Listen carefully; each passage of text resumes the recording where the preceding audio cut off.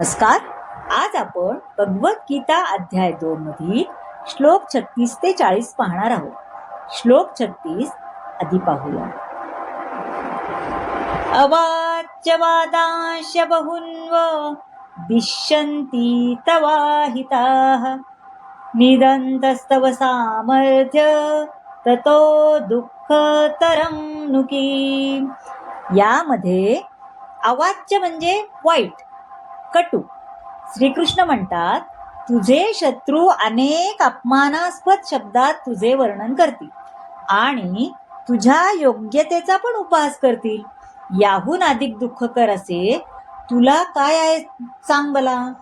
प्रारंभी भगवान श्रीकृष्णांना अर्जुनाच्या अनाहूत करुणेबद्दल आश्चर्य वाटले आणि ही करुणा अनार्यांनाच साजेशी आहे असे ते म्हणतात.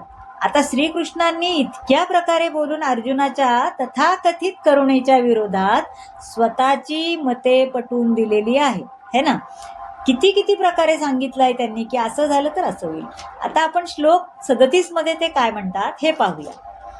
हतो वा प्राप्यसी स्वर्ग जित्वा वा भोक्ष्यसे महिम तस्मादुतिष्ठ कौन्तेय युद्धाय कृतनिश्चय. म्हणजे या श्लोकात काय, हे कौन्तेया, रणभूमीवर तू मारला जाशील आणि तुला स्वर्ग प्राप्ती होईल किंवा तू विजयश्री प्राप्त करून पृथ्वीचे साम्राज्य उपभोगशील. म्हणून दृढनिश्चयी होऊन उठ आणि युद्ध कर.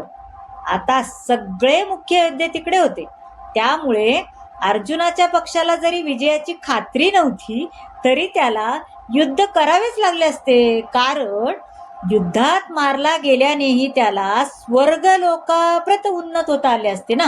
म्हणून त्याला युद्ध करायलाच पाहिजे, हारू जिंकू काय पण हो, असं श्रीकृष्णांनी त्यांना सांगितले आहे. आता श्लोक 38 मध्ये पाहूया काय म्हणतात ते. समदुःखे समे कृत्वा लाभा लाभौ जया जयौ ततो युद्धाय युज्यस्व नैवं पापमवाप्स्यसि.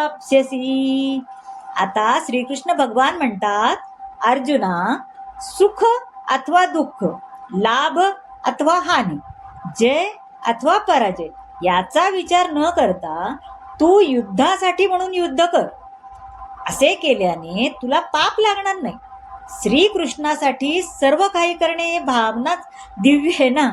जो आपल्या इंद्रिया तृप्ती करता सत्वगुणांमध्ये किंवा रजोगुणामध्ये कार्य करतो त्याला पाप अथवा पुण्यकर्माच्या बंधनात अडकावे लागते.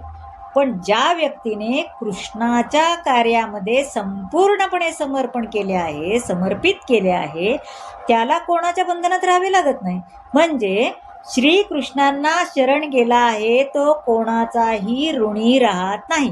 हाच संकेत श्रीकृष्णाने अर्जुनाला दिला. आता याचे अधिक स्पष्ट वर्णन पुढच्या श्लोकात कसे आहे ते पाहूया. श्लोक 39. एषा ते हि भीता सांख्ये बुद्धिर्योगे त्विमां शृणु बुद्ध्या युक्तो यया पार्थ कर्मबंध प्रहास्यसी. श्रीकृष्ण म्हणतात, आतापर्यंत या ज्ञानाची पृथक्करणात्मक माहिती मी तुला सांगितली, अगदी डिटेलमध्ये सांगितले. आता मी निष्काम कर्म कसे करावे याचे वर्णन करतोय, ते तू ऐक. हे पार्था, जर तू ज्ञानाच्या आधारे कार्य केलेस तर कर्मबंधनातून मुक्त होऊ शकशील.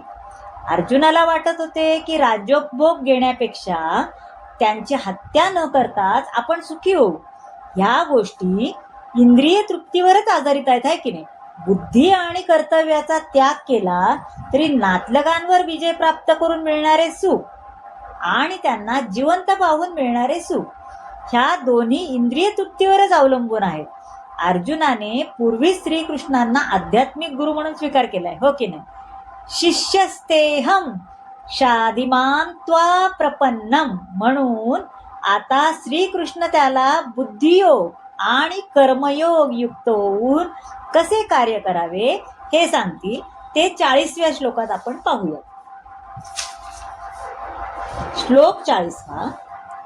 नेहाभिक्रमनाशोऽस्ति प्रत्यवायो न विद्यते स्वल्पमप्यस्य धर्मस्य त्रायते महतो भयात.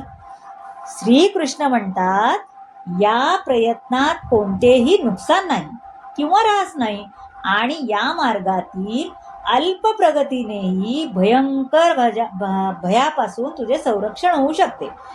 कृष्ण भावनेने केलेले काम जरी पूर्ण झाले नाही तरी त्याचा परिणाम शाश्वत काळासाठी होतो, है की नाही.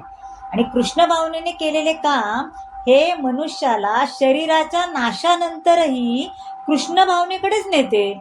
निदान पुढील जन्म तरी मनुष्य योनीतच येतो ना, त्याच्यातच प्राप्त होईल अशी संधी त्याला निश्चितच असते. म्हणून कृष्ण भावनेत केलेल्या कर्माचा हाच अप्रतिम गुण आहे असे ते सांगतात. मंडळी, कसा वाटला आजचा भाग नक्की सांगा. आणि हो, चॅनलला सबस्क्राईब नक्की करा, लाईक करा, शेअर करा आणि तुमच्या कमेंट्समध्ये नक्की लिहा की तुम्हाला हा भाग कसा वाटला. धन्यवाद.